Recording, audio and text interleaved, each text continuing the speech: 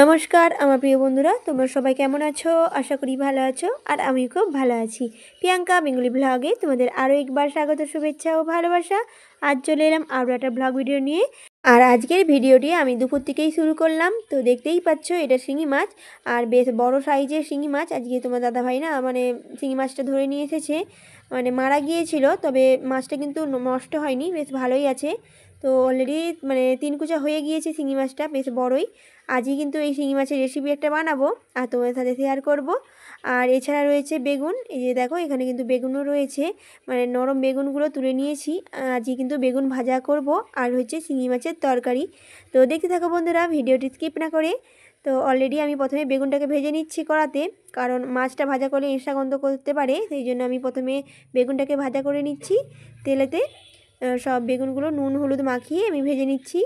আর নরম বেগুন যেহেতু খুব বেশি সময় লাগবে না, খুব তাড়াতাড়ি ভাজা হয়ে যাবে আর খেতেও কিন্তু বেশ ভালোই লাগে।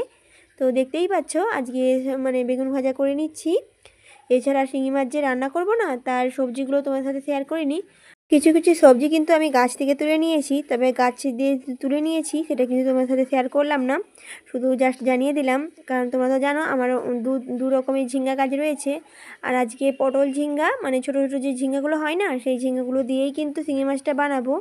আর দেখো তোমার সাথে কথা বলতে বলতে কিন্তু আমার বেগুন ভাজা হয়ে গিয়েছে। আর বেগুন ভাজার সঙ্গে না দুটো শুকনো লঙ্কাও ভেজে নিয়েছি, এটা ভর্তা বানাবো ভালো করে। আর দেখো তেলটা যে রয়েছে বাকি তেলটা, সেটাই কিন্তু মাছটা ভেজে নিচ্ছি, শিঙি মাছটা। আর এই বর্ষাকালে শিঙি মাছের বেশিরভাগই ডিম হয়ে যায়, তো সেক্ষেত্রে ডিমটা কিন্তু আমি মাছের মধ্যেই রেখে দিয়েছি তোমার দাদাভাইয়ের জন্য। আমি কিন্তু মাছের মাথা খাই না, কোনো মাছেরই মাথা খাই না, শুধুমাত্র মাছটাই খাই, সেই জন্য তোমার দাদাভাই মাছের মাথাটাই বেশি দিই তাকে। তো অলরেডি আমি মাছগুলো ভেজে নিচ্ছি, তারপরে তোমাদের সাথে শেয়ার করে নেবো সবজিগুলো, কিভাবে রান্না করি সবজি দিয়ে এই শিঙি মাছটা। তো দেখতে থাকো বন্ধুরা। অলরেডি কিন্তু আমার মাছটা ভাজা হয়ে গিয়েছে। আর শিঙি মাছ খুব বেশি ভাজার দরকার নেই, তাহলে প্রোটিনটা অতটা থাকবে না, সেই জন্য আমি হালকা করে ভেজেই কিন্তু তুলে নিচ্ছি। আর শিঙি মাছগুলো তুলে নেওয়ার পর তারপরে কিন্তু আমি সবজিগুলো দিয়ে শিঙি মাছটা ভেজে নেব। আর সবজি কিন্তু তেমন কিছুই দেইনি, শুধুমাত্র ঝিঙ্গাটাই দিয়েছি। এছাড়া রয়েছে টমেটো কুচি আর আলু কুচি, এইগুলো দিয়েই কিন্তু রেসিপিটি বানাবো। তো অলরেডি আমি মাছটাকে তুলে নিয়েছি, দেখো সব মাছগুলো ভাজা হয়ে গিয়েছে। এবার আমরা চলে যাব রেসিপিতে। আর কড়াটা দেখো জালটা লেগে গিয়েছে, তেলটা একটু কালো হয়ে গিয়েছে, কারণ প্রথমে বেগুন ভাজা করেছিলাম, তারপরে মাছটা ভাজা করেছি, সেই জন্য একটু তেলটা কালো হয়ে রয়েছে। তো অলরেডি প্রথমে আমি আলুটাকে ভেজে নিচ্ছি একটু নুন দিয়ে, তারপরে আমি সমস্ত সবজিগুলো এক এক করে ভেজে নেব। আর আলুকে একটু ভালো করে ভেজে নেব, কারণ আলুটা বেশ ভাজা হলে না বেশ খেতে ভালো লাগে, হয় সিদ্ধ করে না হলে একটু ভেজে নিলে কিন্তু এই রেসিপিটা বেশ ভালো লাগে। সেক্ষেত্রে আমি আলুটা কিন্তু একটু বেশি করে ভেজে নিয়েছি, দেখতেই পাচ্ছ খুব সুন্দরভাবে লালভাবে ভাজা হয়ে গিয়েছে। এবার আমি দিয়ে দিচ্ছি পেঁয়াজ কুচি, সমস্ত পেঁয়াজ কুচিগুলো দিয়ে এবার আলুর সঙ্গেই কিন্তু ভেজে নেব। আর ভাজতে ভাজতে সবজিগুলোও দিয়ে দেবো এক এক করে। তো দেখো বন্ধুরা, পেঁয়াজগুলোকে একটু ভেজে নিচ্ছি আমি। আর কড়াটা একটু তেতেই গিয়েছে, সেই জন্য ধোঁয়া উঠছে। যাই হোক বন্ধুরা, এই যে অলরেডি কিছুটা ভাজা হয়ে গিয়েছে। এবার আমি দিয়ে দিচ্ছি ঝিঙ্গেগুলো, এছাড়া কুঁদরিটা, আর দিয়ে দেব টমেটো কুচি। এগুলো দিয়ে কিন্তু সবজিটাকে নাড়াচাড়া করে নেব আর ভেজে নেব। আর আজকে ভিডিওতে না শুধু রেসিপি না, আরও একটা সুন্দর দৃশ্য তোমাদের সাথে শেয়ার করব, অর্থাৎ প্রাকৃতিক দৃশ্য, শুধু প্রাকৃতিক না, পাখিদের সিনারি তোমাদের কিছুটা শেয়ার করব, আমি তুলে নিয়েছি ভিডিওতে। তো অলরেডি আমার কিন্তু হয়ে গিয়েছে, দেখো রেসিপিটা ভাজা হয়ে গিয়েছে কিছুটা। এবার আমি দিয়ে দেব মশলাটা, আর মশলাতে কী কী কী করেছি সেটা তোমাদের সাথে শেয়ার করে নিই। শিঙি মাছের রেসিপির মশলা শুধুমাত্র 2 কোয়া রসুন, এছাড়া আদা বাটা অল্প করে আদা, আর রয়েছে জিরে বাটা, সেই মশলাটা কিন্তু আমি একসঙ্গে বেটে নিয়েছি।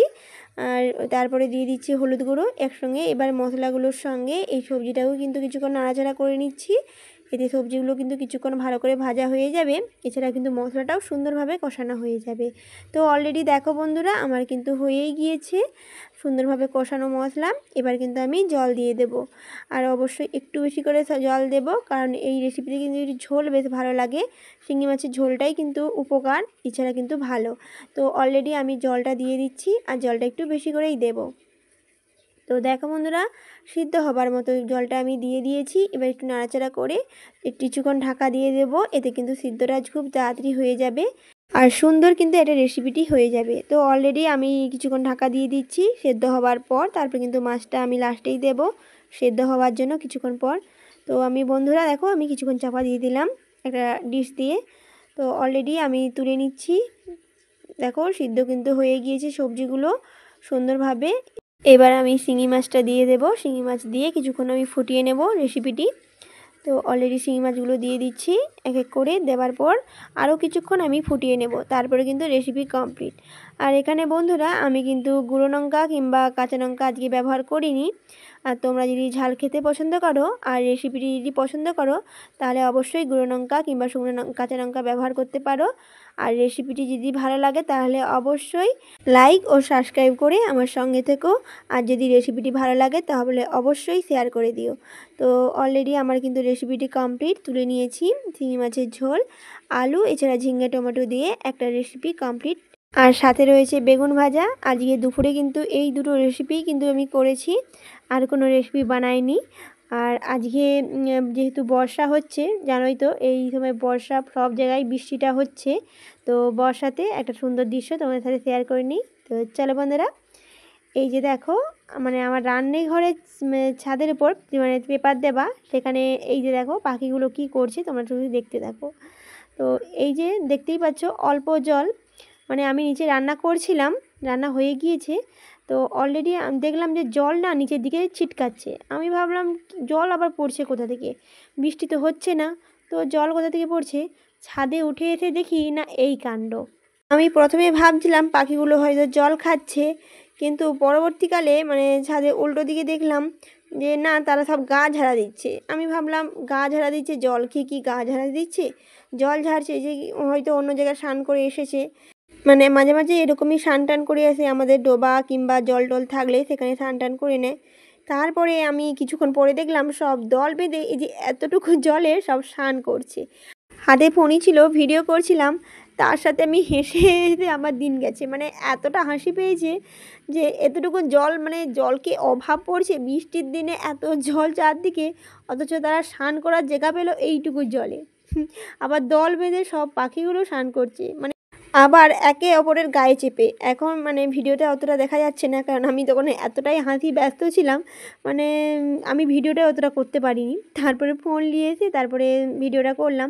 ভাবলাম এই হাসির সিনটা তোমাদের সাথে তুলে ধরি, খুশির সিনটা। তো দেখতেই পাচ্ছ সব পাখিগুলো স্নান করছে কতটুকু জলে। এছাড়া কিন্তু চারদিকে কিন্তু প্রচুর জল, মানে ডোবা থেকে বৃষ্টির জন্য চারদিকে জল ভরে গিয়েছে, কিন্তু তারা জলটা পেলো এতটুকু জলে। তারপরে আমি ভাবলাম এইটুকু জলে স্নান করছে কেন, কারণ মানে আরও তো জল রয়েছে তাই না। কিন্তু লাস্টে এই যে জলটা রয়েছে না, এইটুকু জল, এটা কিন্তু অনেকক্ষণ ধরে স্নান করছে, তাই মানে জলটা কিছুটা চারদিকে ছিটিয়ে গেছে। তবে তিরপলের জল কতটাই বা থাকতে পারে তোমরা বলো। তো অলরেডি এইভাবে স্নান করে যে যার পাখিগুলো চলে গিয়েছে, আর যে যার গা ঝাড়া দিচ্ছে। দেখো এই পাখিটার স্নান করার সিনটা আমি পুরোটা, মানে ভিডিওটা কাঁপছে, আমি হেসে হেসেই আমি ভিডিওটা করলাম। এতটা হাসি পেয়েছিল ওদের স্নান করা দেখে।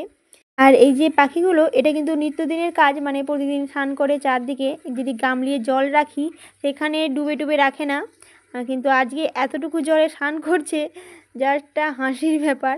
তো অলরেডি তোমাদের সাথে সুন্দর দৃশ্যটা শেয়ার করলাম। কেমন লেগেছে দৃশ্যটি তোমরা কিন্তু জানিও বন্ধুরা। ধন্যবাদ।